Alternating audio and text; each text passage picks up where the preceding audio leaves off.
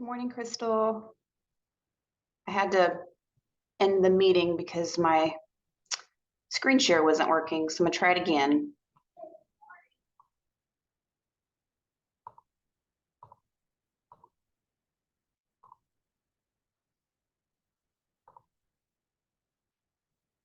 I think I got it now. All right. Can you guys see my screen now? All right, I'm a genius. All right, so I'll just give a few more minutes for anybody who was booted off to get back on. Oh, goodness. I've been having technical difficulties all week. I don't know what's happening.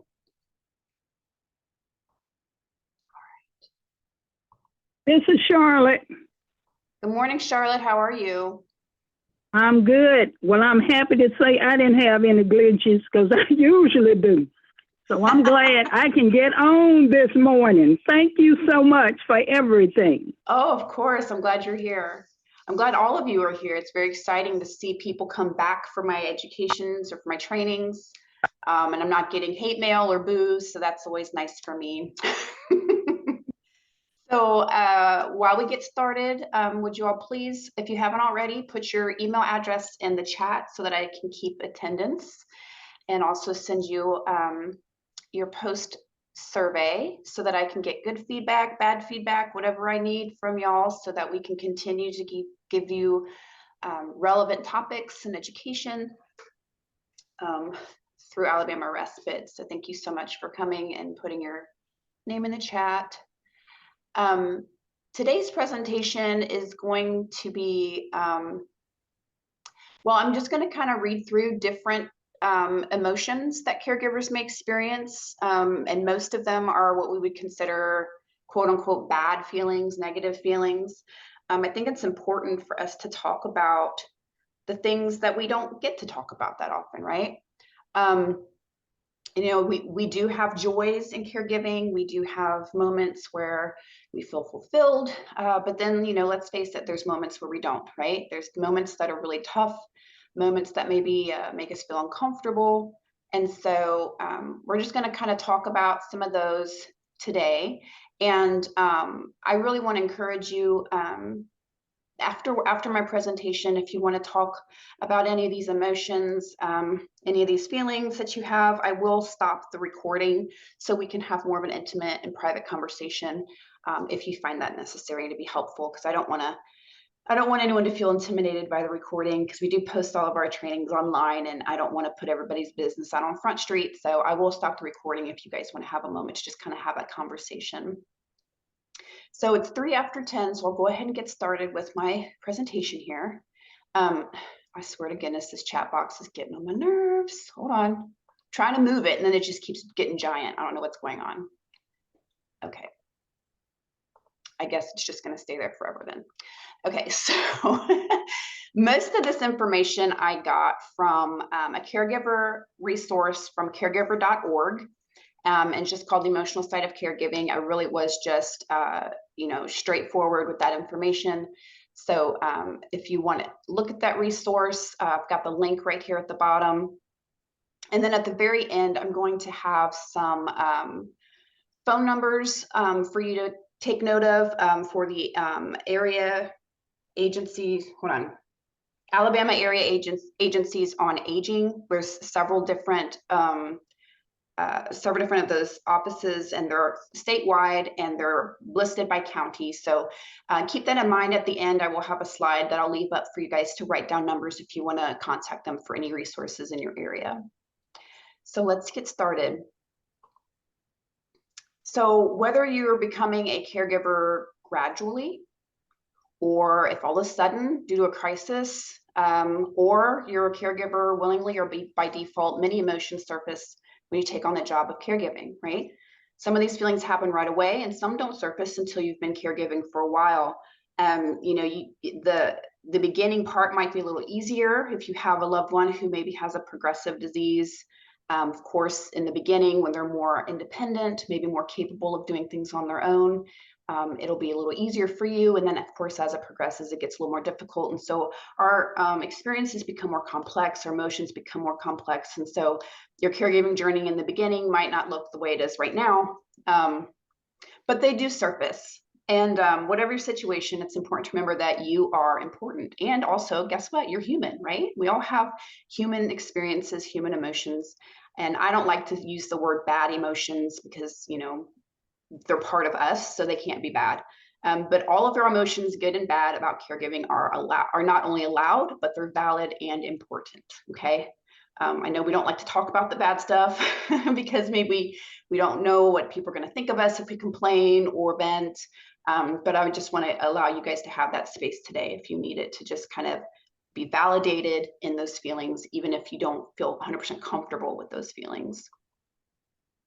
So we're just going to go alphabetical order, right? The first one is ambivalence. So ambivalence is the feeling of both wanting to be doing what you're doing and the feeling of not wanting to be doing it, right? And I think all of us have had that experience even before our caregiving journey, right? There's things that we're happy to do, but we also don't really want to do it at the same time, like work, chores, things like that.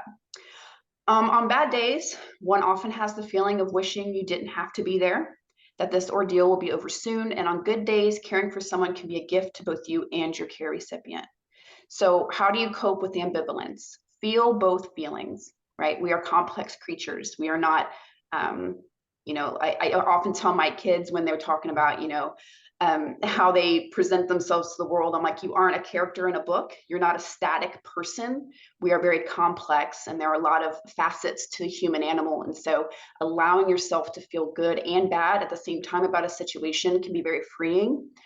Instead of trying to push that negative feeling of that not wanting to do something down, validate it, express it. It's totally your right to have those feelings as a human being. Okay. So don't shame yourself out of feeling, oh, I don't want to do this again today. Okay. Of course you don't. It's hard, right? But that doesn't mean you're not going to do what you need to do, right? So it's okay to have that moment and feel that feeling, and then move forward.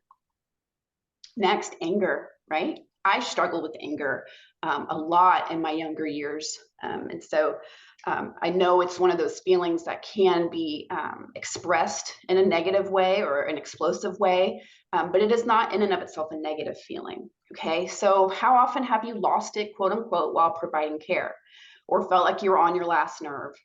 Anger and frustration are a normal part of being around someone who needs help on an ongoing basis, and especially if they're not accepting of help, right? If you have a loved one who has dementia in particular, it can be very difficult because they might be combative, they may be irrational, and it's not always possible to be in perfect control of your emotions, and anger does just come out sometimes, unfortunately. So what do? Well, forgive yourself. Again, we're human beings, and anger is part of um, I don't want to say it's part of our defense mechanism because I don't think it's necessarily just that, but I do feel like anger could be a catalyst for change. When we feel like our boundaries are being pushed, when we feel like we're not being replenished the way that we should be replenished for the kind of work that we do. It's very easy to kind of feel angry or feel resentful in that space. And that's okay. Just give yourself some grace, okay? And find some constructive ways to express yourself. If you're a part of my training for avoiding caregiver resentment, this will ring kind of, this will be kind of an echo of that. So learning to walk away and give yourself a timeout can be very helpful. Breathing can be really helpful. I know for me, when I start to feel that spiraling up, just stopping and taking a deep breath, it stops that biological response to anger in its tracks. So even just taking a deep breath a couple times can be helpful. Again, identifying supportive people that you can talk to who will listen as you vent about the things that happened that day. Anger that is not expressed does become resentment. And resentment and anger that are not expressed can become chronic pain, can become migraines, can become gastrointestinal issues, can become high blood pressure. Okay, it doesn't go away just because you're not expressing it. In fact, expressing it is pretty much the only way that you can let it get out of your system. We just have to find healthy ways to do that. Okay. And I will tell you right now, shaming yourself when you're angry is not a healthy way to deal with it. Okay, shame is never good for any of us. Next, anxiety. Anxiety is feeling like things are out of control and not knowing how to bring them back into control. Anxiety can emerge from as a short fuse, the impulse to run away, not sleeping, heart palpitations, the urge to cry, and a whole host of other wonderful things, right? So the way we cope is we pay attention to that anxiety. It's our body's early warning system that something isn't right. Okay, a lot of times when we feel anxious, we like to try and tell ourselves, push it down, push it down, push it down. No, your body's trying to tell you something. So it's good for you to listen. So when you feel anxious, stop, breathe, keep breathing. If you're a praying person, pray. If you're a meditating person, meditate. Make yourself some tea. I like tea, but I prefer coffee. But of course, if you're feeling anxious, coffee probably isn't your best choice. But if you don't like tea and you just need a break, coffee's fine. Anything that's going to give you a break from what's happening in the moment. So this is not a response of like, oh, run away and wait for it to be over. It's really just about giving yourself that time so that your reaction can be more what you want it to be. Okay, you're not having that short fuse explosion. You're not having that paralyzation that happens when you're overwhelmed and anxious. You're taking that time to give your body, your biology, time to regulate so that you can move forward the task at hand. Boredom, that's a big one, right? It's easy to become bored when you feel stuck at home taking care of someone else and not doing things that fulfill your own wants and needs. By the end of the day, you might often feel too tired to pursue something of interest to you, right? It's like, wow, I might even have options of things to do to cure my boredom, but where's the energy, right? Or if you've been pouring into somebody else your whole day, you don't have anything to pour into anything else, even if it is yourself. Okay, so boredom can become an issue. So how do you cope? Well, respite, right? We all have respite because we're part of the program. And if you're not, let me know and I'll send you an application. So getting a break from caregiving and having some time for yourself will not only increase your patience and resilience, which is key, but it will give you a chance to do something that is meaningful to you, whether it's socializing, going for a walk, or reading a good book. So we all know respite can help, but we know that sometimes we don't get enough, whether it's because of time or finances, or even just not being able to find somebody, especially in the state of Alabama, there's kind of a respite caregiver shortage. So, it's easy to say, well, go get a break, but sometimes we don't get breaks, right? So maybe try to think of some things that you enjoy doing that are fulfilling to you that you can do in between caregiving tasks. Some people like to read books. I used to have a better capacity of reading books when I was younger, but it seems like with every child, my brain gets a little weaker. I don't know how else to say it. I feel like my kids, each one, my IQ dropped. And so I do listen to audiobooks a lot, and that's very helpful. Even if I'm just cleaning, doing regular chores, it's a productive break, I guess, if you want to use that word, but it's something that I can do that is just for me, right? And so it does entertain me, but it doesn't take up a lot of my time. So that was just a suggestion of audiobooks, or even doing some art at your home. Anything like that, putting on some music you enjoy and just giving yourselves 20 minutes to just dance it out. That can really help with boredom. Crankiness and irritability. This might be a character trait. I know it's mine. I'm chronically cranky, but it's also something that can come up when we're stressed and we're tired and we're spread too thin. It is hard to stay in control of the things we say and the things we feel. Feelings can go up and down very rapidly, and we can lash out at the littlest thing because we have no reserves, right? The short fuse is just getting shorter when we don't take care of ourselves. So how do we cope? If you find yourself feeling cranky and irritable, you probably need a break. Wow, shocker, right? You may also need to get some rest, as we are in less control when we are tired. Often we'll turn to alcohol or our favorite junk food to reward ourselves when feeling this way. But it is more beneficial to do things like keeping a journal, talking with a friend or a professional to let off steam. Not that there's anything wrong with having a little snack or having a drink, but we don't want to have that become our go-to all the time, because that's gonna just compound our issues, right? When we're not taking care of ourselves with what we consume, it's just gonna exacerbate that crankiness and that irritability. And I don't know if any of y'all have done any research on our gut health and how it relates to our mental health, but they'll even say like our gut is like our second brain. And so if you do go towards those vices like alcohol or junk food, just know that the more often you do that, the more cranky and irritable you're going to be. So have that cupcake, but just know, you just have to also balance it out to let off some steam, okay? Depression and sadness. As a caregiver, you are at a high risk for depression. If you were in with my suicide prevention class, you know that there are statistically higher rates for caregivers being depressed than non-caregivers. And so depression is not something that is easily avoidable, unfortunately, as a caregiver. So I definitely want you all to take self-inventory, take stock. How are you feeling? Are you sad? Are you depressed? Are you apathetic? Are you feeling hopeless? Okay, if you are and you need to talk, please contact me and I will definitely be a support for you. So depression can look like feeling hopeless, feeling helpless, not being able to sleep, trouble getting up and facing the day, that apathy, and sometimes you might want to cry. So how do you cope? So depression is treatable and it should be taken seriously. Professional help is available. Talk to your physician if you think you might be depressed. Join a caregiver support group, which we're also meeting, I think it's next week. So if you need a support group, please log in and we'll support you. Find a counselor who understands caregiving and ask for help from friends and family. Exercise, moving your body is a proven way to relieve some of the symptoms of depression.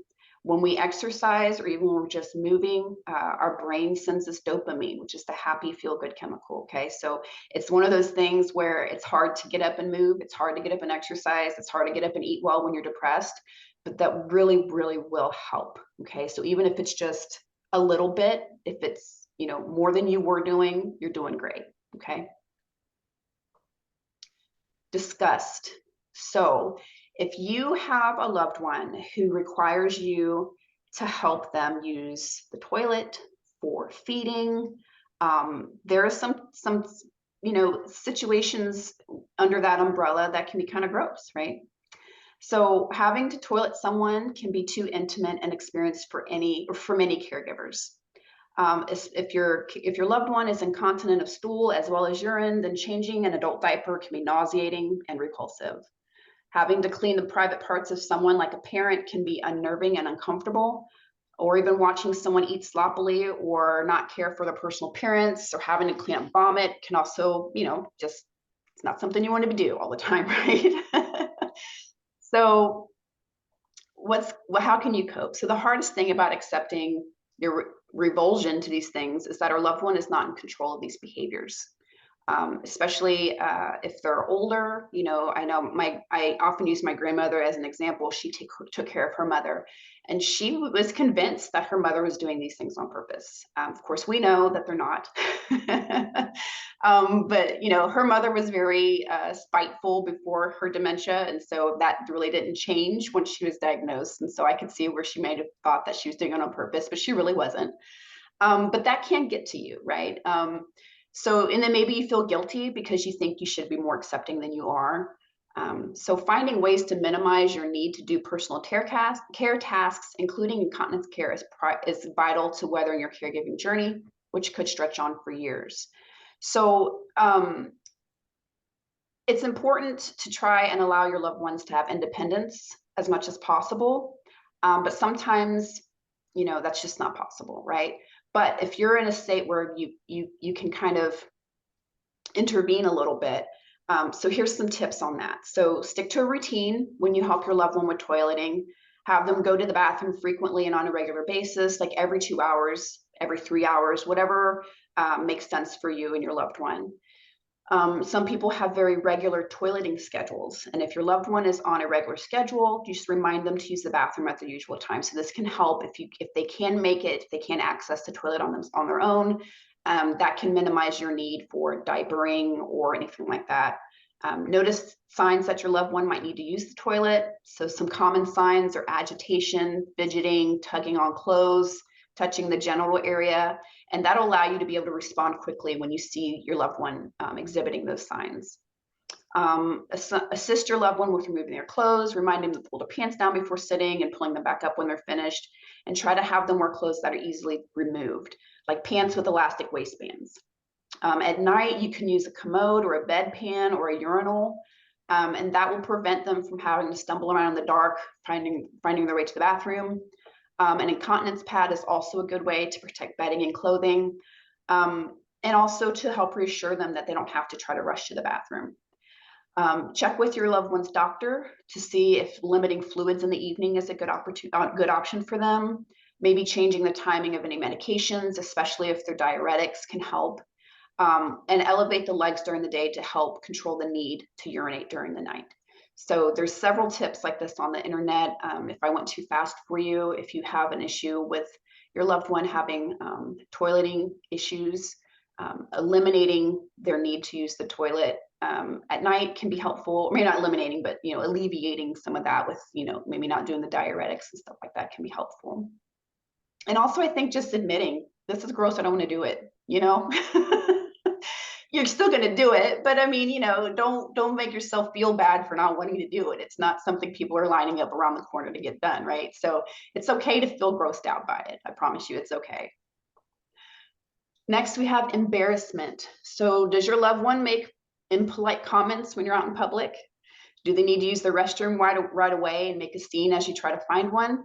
Do they refuse to bathe and now they have body odor? It's easy for us to feel responsible for the behavior of someone else and feel like it's our fault when these things happen, which of course we know it's not, right? So coping, I'm not sure, honestly, if the coping strategies that they gave me in this article were adequate, but we can also have this discussion afterwards and maybe we can share some tips. So some people create cards, kind of like business cards, which read, "My loved one has dementia and can no longer control their behavior," that they can hand out to those around them when they're having trouble, especially in restaurants. I have seen people have like kind of like a name badge or like a lanyard or something on there that says, I have dementia or what have you. And that might help with people judging you when you're out and about. Some people do just stop leaving the house because it's such a difficult problem and it's easier to stay at home. And some people will have friends and family members to accompany them when they go out for assistance when needed. And that can be very helpful to have an extra set of hands, but sometimes it's not 100% an option for you, right? And creating the cards can be a good idea. But maybe it's just my personality, but I'll just tell people mind their business, out in public, this doesn't concern you, but not everybody has that kind of personality. So it's not as easy for people to tell people to shut up or what have you. But, there are ways that you can cope with embarrassment. And I think one of them is just accepting that this is where your life is, right? This is where your loved one is. Just like when, if you have little ones in the house and little ones can be gross and embarrassing in public, that doesn't mean that you can't go out and enjoy things with your children, same way as you can't go out and enjoy them if they're adult children, or if it's if it's a spouse or a parent who's having that cognitive decline.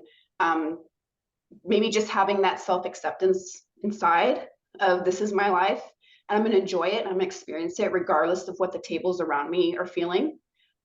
Maybe that could be something you can kind of embolden or empower yourself a little bit more in that way, just accepting that this is okay and this is what it is and we're going to enjoy our lunch, right? Next is fear.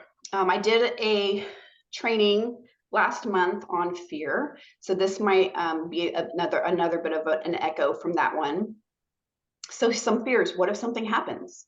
Will I be able to cope? Will I feel guilty? Am I responsible for things that go wrong? You can take on a huge amount of responsibility, not only for the day-to-day care of your loved one, but also for all the other things that might happen while being a caregiver. Scaring ourselves about the what ifs can be paralyzing and keeping us from enjoying the what is. So fear is definitely something that creeps up in the back of our minds and sometimes in the front of our minds, because we don't know the future. We don't know how, maybe our loved one's health might take a turn for the worst, or maybe they're out and about and they fall or what have you. And so fear definitely is a constant in the caregiving journey. So the way that you can cope is create contingency plans. So it might make sense to have a backup caregiver in mind in case something should happen to you, or to think about how you could handle predictable medical emergencies based on what disability your loved one has.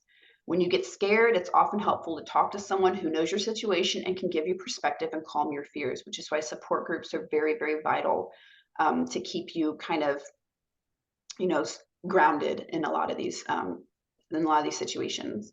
I'll tell you a personal story. I, for a long time, suffered with driving anxiety. I would drive as long as it was within like a 10-mile radius. Say I know how to get to Publix, I know how to get to the library, and that's it. But as I started working through that anxiety, I found out it really was the what ifs that I was afraid of. It was the unknown that I was afraid of. And so it's like, well, what would happen if I ran out of gas on the highway? What would happen if my car broke down?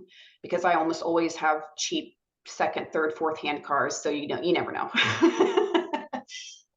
But preparing for those what ifs really does make a difference in your anxiety and in your fear.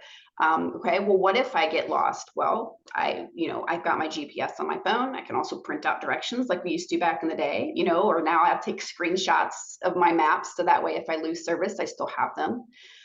So, just simple things like that. If you have these what if concerns with your caregiving, plan them out. Have a disaster preparedness kit, just like we do in case a tornado is going to hit us, right? We always have that contingency plan in place, and this is no different.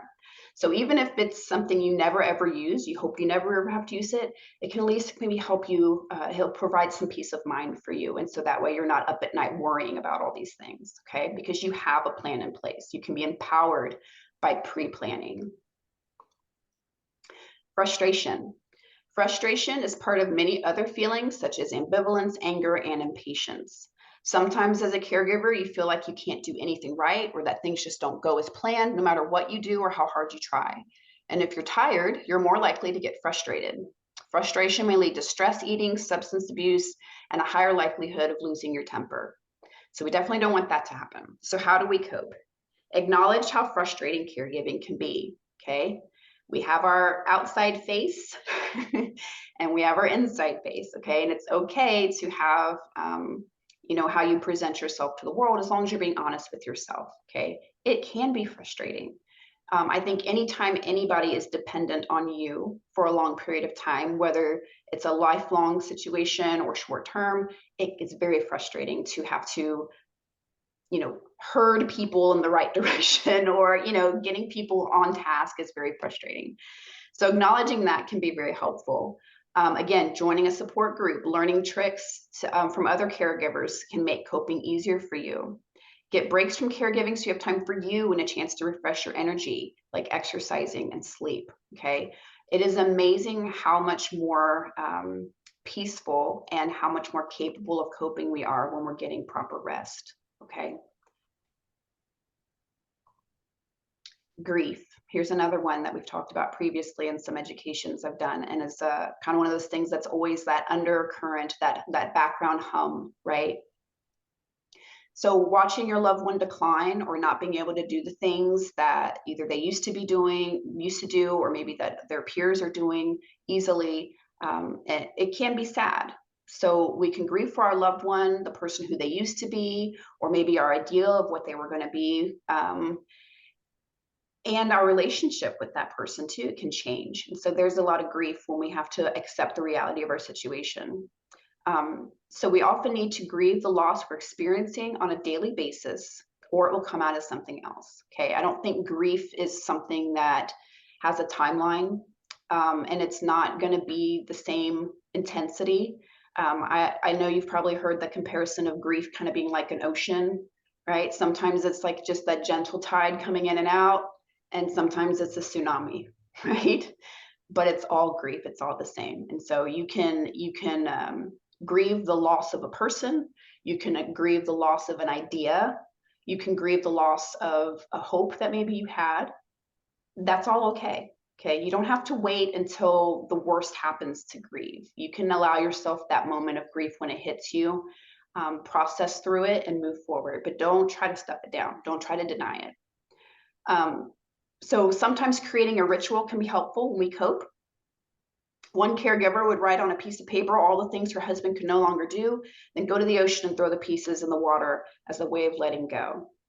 So we tend to want to avoid the sadness that comes with grief, but allowing ourselves to feel it will actually promote healing. Okay.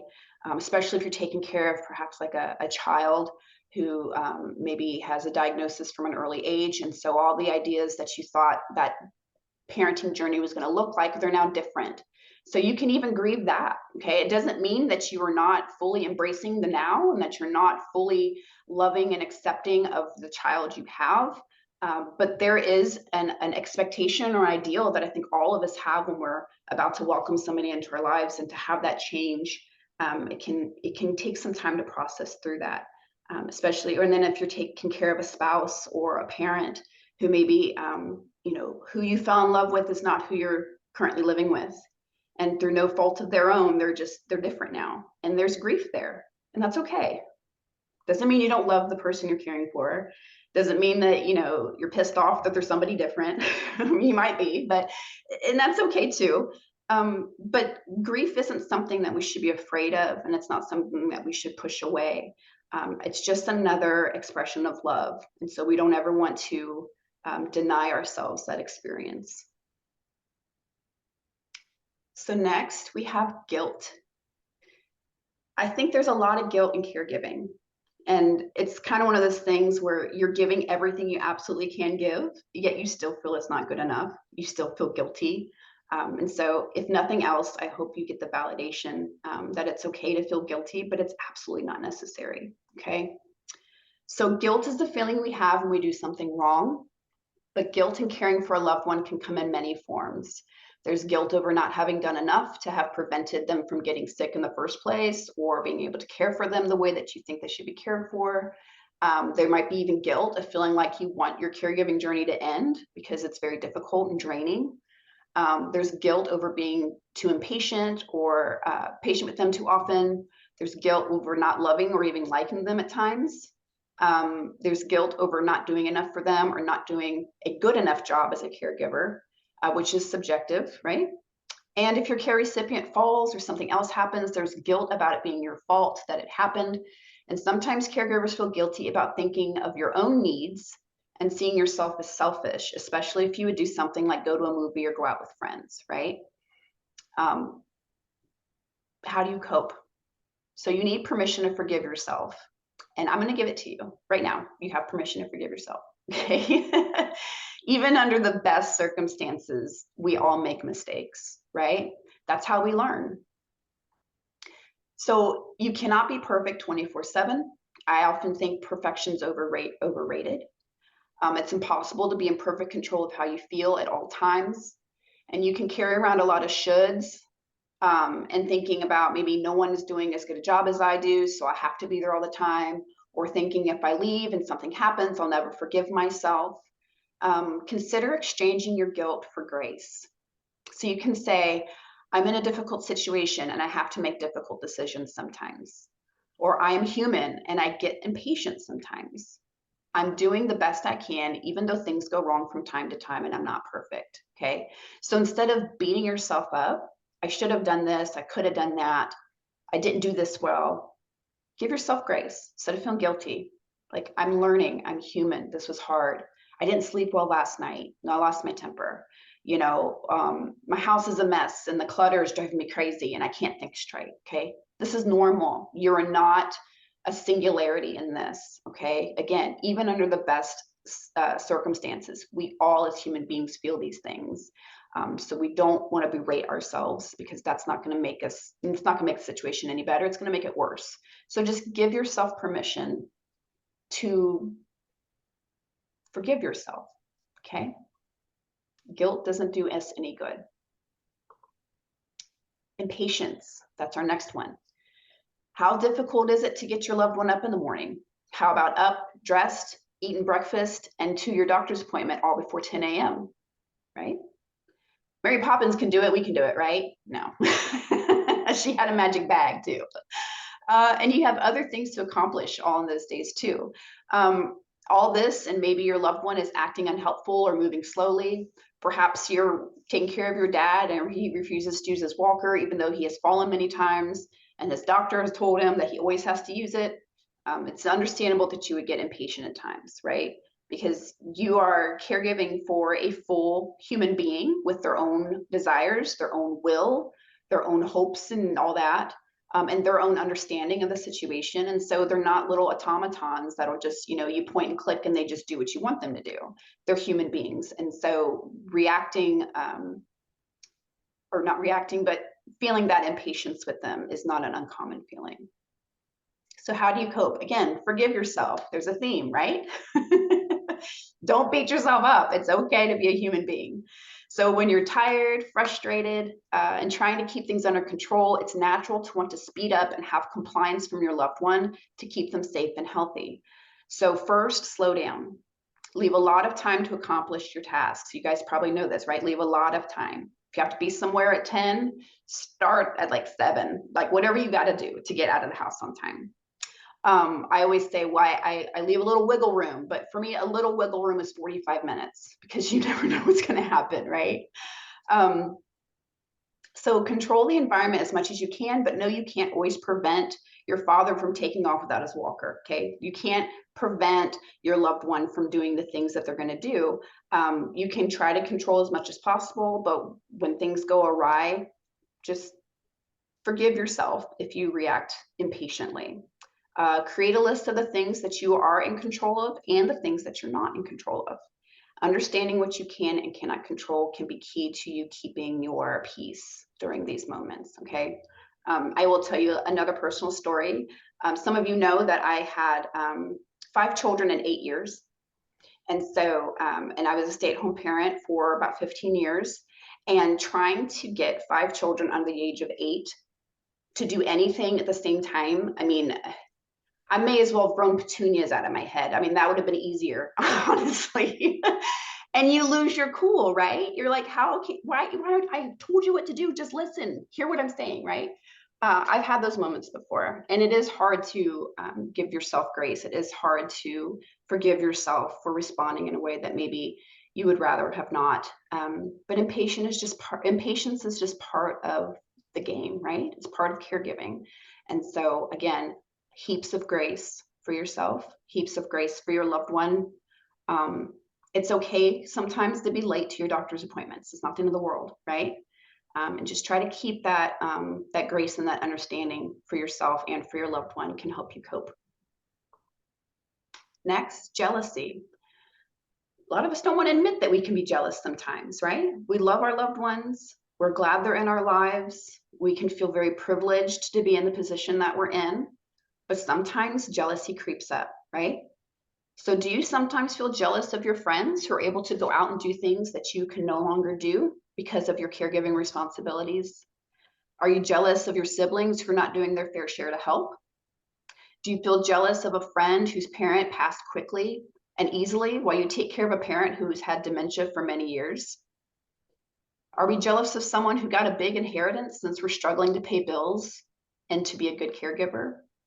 We often don't admit to this feeling because we've always been told not to be jealous, but that doesn't mean that we don't in fact feel jealous from time to time of those who have it easier or better than us. This is one of those emotions, I think, that just acknowledging we experience can help us to overcome it, to cope with it, okay? It's okay to be jealous, especially if you've had a long string of frustration, hard days. Maybe your finances are slacking, and then you see, Sally Joe walking down the street, just having all the free time in the world, and got herself a new outfit, and she's hanging out with her friends, and you're like, man, that sucks. Good for you, but stay out of my space because you're making me mad, right? That's okay. It's okay to be jealous, especially if you think about this isn't turning out the way I thought it was going to turn out. Okay. Acknowledge that jealousy. Okay. And again, acknowledging jealousy and reacting to jealousy are 2 different things. Okay. So you can acknowledge, yes, I'm jealous, but that doesn't mean you go and you deck Betty down the street because she's got something better you do, right? You can acknowledge it and process it, without being a reactive person. So coping, it's okay to admit to be jealous because things are not always fair. We often have flashes of resentment and envy at other people's good fortune compared to our own. Jealousy is a problem when we wallow in it and prevent ourselves from enjoying the things that we do have. Focus on what you do have, whatever that may be, and find a place in your heart for gratitude. This is a practice, okay? Being grateful and acknowledging the good things in our lives is something we have to be intentional about on a daily basis. That's how it becomes a character trait, not just a passing feeling, okay? So again, admit to having those feelings, but don't wallow there. Don't feel pity party. Oh, poor me. Things could have been so much different and they're not, okay? Yeah, that's very true, but that doesn't mean that you're not getting, there's not beauty in your situation, right? That there isn't something fulfilling in your situation. Your journey is different than somebody else's. That's okay, right? And of course, it's easy to say, well, just, accept your jealousy and move on, because, it is hard. And if you struggle with jealousy, again, don't beat yourself up for it. Okay. Acknowledge it, allow yourself to process through it, whatever that may be. It doesn't have to control your life, because then you start to get bitter and you start to get resentful and you start to push people away, right? We don't want that. That's the last thing we need, is to isolate ourselves because we're jealous. All right. Next, lack of appreciation. Most of us don't want to be dependent on someone else. Learning to accept help is hard, and so the care recipient is often pushing away our attempts to be helpful and caring, right? So, it might be difficult for you to be the caregiver, but sometimes for our loved one, it's difficult to be the care recipient, right? Maybe they would like to have more independence. Maybe they would like to be able to do the things that they were able to do before. And so it might be harder for them to reach out and be like, well, I really thank you for all that you're doing, because they're experiencing some of their own stuff too, right? So you're not always going to get that pat on the back from them. And just kind of maybe be mindful of how they might be feeling as well, right? If someone has dementia, the problem is often much worse, and we get our feelings hurt because they do not thank us or even see how much we're giving up in order to care for them. Your loved one might not see all that you do. And that's okay. Maybe they can't, they don't have that capacity, right? Especially if, your caregiving journey with them started from birth and it's just the way it's always been. So they're not going to notice the struggles or the sacrifices you're making, because that's just the way it's always been for them. And so that they might not express their appreciation or their gratitude for you. And so sometimes the way we cope is we have to give ourselves a pat on the back, right? Writing in a journal about the things that we do each day might help to go back and reflect and appreciate how much we give and how much we do. Having a support group or a group of friends and families to cheer us on can be important, and both comforting and necessary to remain resilient through your caregiving journey. Raising children, caring for loved ones, it is a thankless job. I mean, it really is. But we don't do it for the accolades, right? We do it because we love somebody, and it's just what needs to be done. And so appreciation can come in many forms, and it could just be a way for you to give yourself that pat on the back, to give yourself that appreciation day, I lost my train of thought there, sorry. It just stopped, my brain just stopped. Again, I need more sleep, okay? We all need more sleep. But, we can, like taking that moment to really kind of reflect and think of, wow, look at all that I've accomplished. Look at all I've been able to grow. Look how much I've been able to grow and get through these situations and overcome a lot of these fears and these anxieties and these stresses, and really, take a minute to really just be impressed with yourself. You're allowed to do that. And then also, talking with other caregivers. They know where you're coming from. They know what you're involved in every day, and they can say, I see you. I see the hard work you're doing, and you're doing a good job. That can be all you need, right? It's just somebody on the outside to say, you're doing great. And that can, elevate your mood just almost instantly. But if you don't have that, you can still appreciate yourself. And if you need somebody to tell you you're doing a good job, call me and I'll tell you until I'm blue in the face. Okay. I will tell you you're doing a good job, because you are.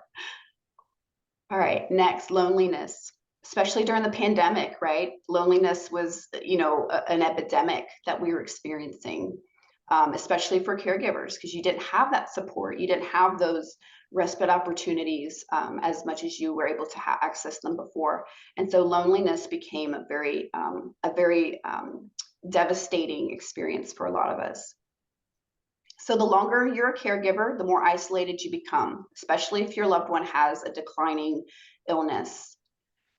With no one to talk to day in and day out, except for your loved one, it can be easy to lose a sense of yourself, where you're like, this is all I am. I'm just a caregiver, right? I don't like to use the word just a caregiver, but that phrase does kind of come up. I'm just a mom, or I'm just a dad, or I'm just a spouse. I'm just doing this. I have no identity outside of that. And that feeds into our loneliness. Maybe your friends stop calling since you're no longer available, and maybe you hesitate to call them because you don't want to just vent to them all the time. Maybe they don't want to hear about it anymore, and that's what you're thinking in your mind. Or I have nothing else to talk about because my life is all about caregiving. So find ways to cope by getting out of the house and involved in something other than caregiving, right? Sometimes that's easier said than done, though, but that's really something we should prioritize when we start to feel that loneliness creep up and it becomes chronic. Make a point to get out and be around other people. I'm myself very introverted. I have great people skills, but I do need to limit my exposure to people because it's very draining to me. And I can go weeks without talking to anybody and be perfectly fine. I really enjoy my own company. However, I have to force myself out into the real world sometimes because I'm kind of weird if I'm by myself for too long, just to be honest. I get up here too much and then I'm like, whoa, wait, this is a 3D world I'm living in. Let me get back into it. So it's important to go and do things to be around people, even if it's not something that you feel you have the energy for. I schedule a monthly meetup with some friends of mine to get coffee. And almost every single time it comes up, I think, I don't want to do this. I'm going to cancel, even though I'm the one that scheduled it. But I never regret going when I do go. Okay. So I just want to tell you that story because sometimes we can talk ourselves out of doing things that are good for us because we feel like we don't have the energy for it. But I guarantee you, if you get out around people when you're feeling lonely, it will energize you. Okay. So if you start to see yourself kind of falling down that loneliness path, prioritize getting that space with, even if it's just a phone call with somebody. Okay. It'll help you. Next, we have loss. So as a caregiver, you're going to experience a lot of different kinds of losses. Some we've already mentioned, like the loss of control, loss of independence, loss of income, maybe losing your best friends or your friend circle, loss of the future you thought you were going to have, loss of a sense of yourself. Loss leads to grief and depression if it's not processed properly. So one way we can cope is we identify our losses. And for each of us, it'll be different, right? So when we know what we're feeling, we'll be able to look at the loss and think about what might work for you to help you deal with it. So if you're experiencing, again, like that loss of, friendships, reaching out to people can be extremely difficult, but it can be very helpful to kind of reestablish some of those relationships, and acknowledging, I'm feeling grief over this. I'm feeling frustration over this. Sometimes just identifying what we feel we've lost can help us to cope. And each person is going to know how to solve that loss for themselves because it is so individual. But I think just acknowledging how we feel, that's the ultimate first step. Because if we pretend we don't have these feelings, if we pretend we're not grieving, if we pretend we don't have these losses, then we're never going to be able to heal from them and grow from them. So acknowledge those losses because they're many. And it's okay to feel as if something has been taken from you. Because sometimes I think if we acknowledge what we feel like we've lost, then we can let that go and make room for the things that we are, we can be ready to receive, right? So you can acknowledge those losses and prepare yourself to be receiving other good things, good positive things. Next, resentment. This was one of the first topics I taught on was resentment because it's pretty prevalent, I think, when you're caught up and you lose that sense of self, you lose that identity, you lose maybe that income or what have you, and you can start to feel like, man, it shouldn't be this way, right? Resentment can kind of sneak up on us. So when put in a situation not of our choosing, it's not uncommon to feel negative and resentful. Perhaps you have siblings who are not helping to provide care, or maybe you're an only child and became a caregiver by default and feel you have very little desire or support to offer care. Little things easily become big things when we feel unappreciated and unacknowledged.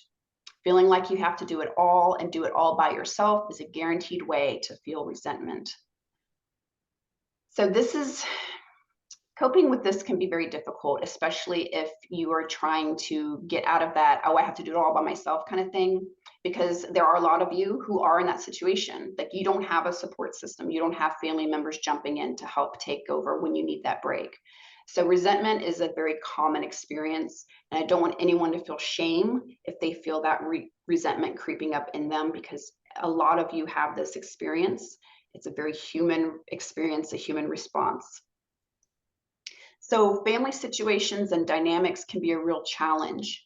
Having help from family may make your situation easier, but sometimes family tensions make it even harder to get help.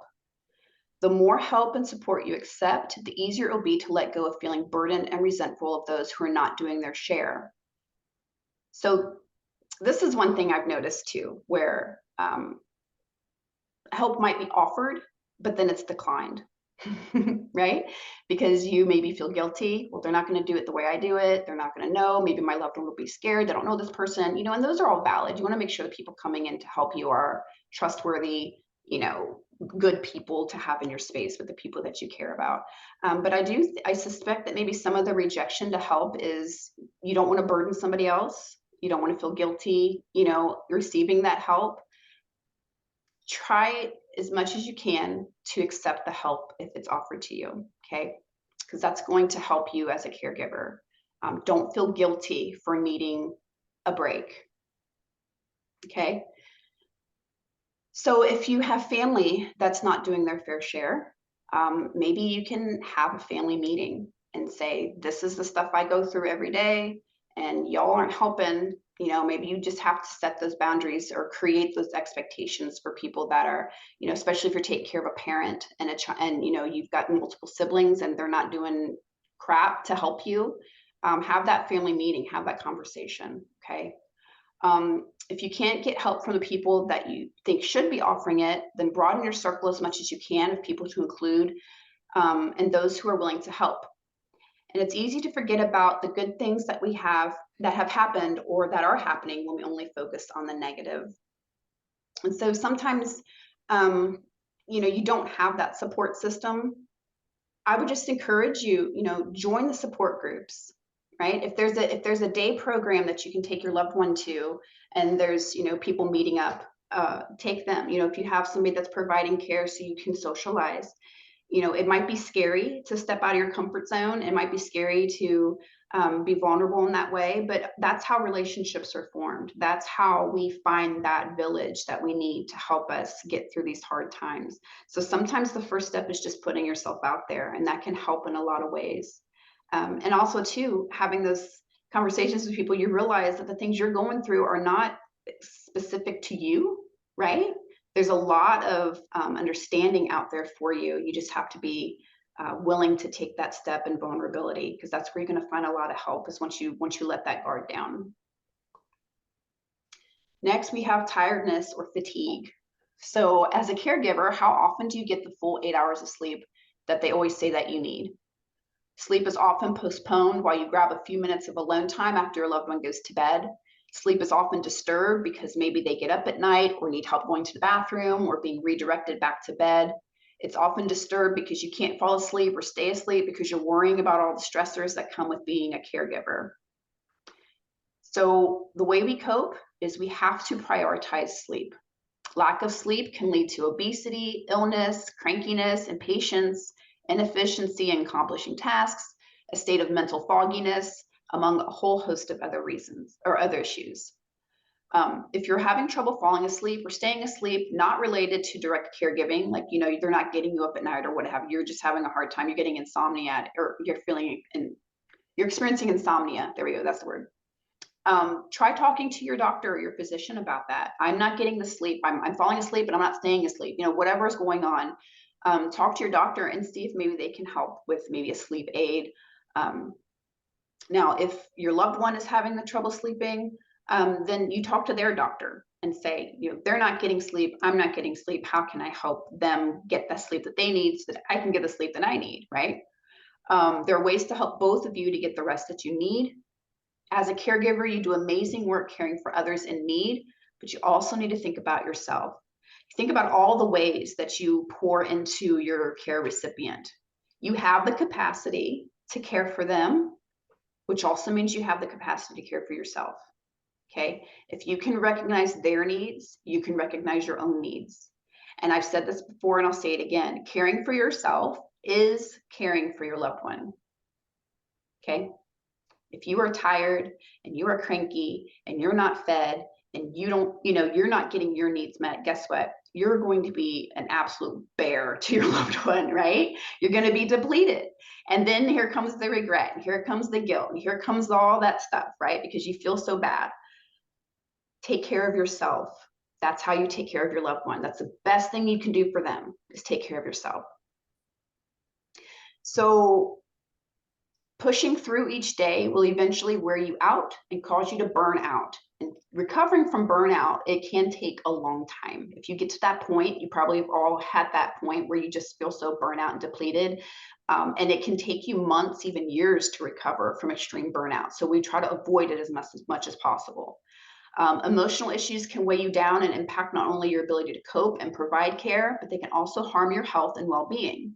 It's important to learn to ask for help and prioritize getting breaks from caregiving so that you can be the caregiver you want to be. So I can relate to this idea of, once your loved one is in bed and they don't need you anymore, oh, finally it's me time, right? And so I would do that. I'd put all my kids to bed and I'd say, now it's time for me to have some me time. And I'd be like, I'm only going to do maybe 30 minutes of TV or something, something reasonable and mature. And come 3:30 in the morning, I'm like, gosh, dang it.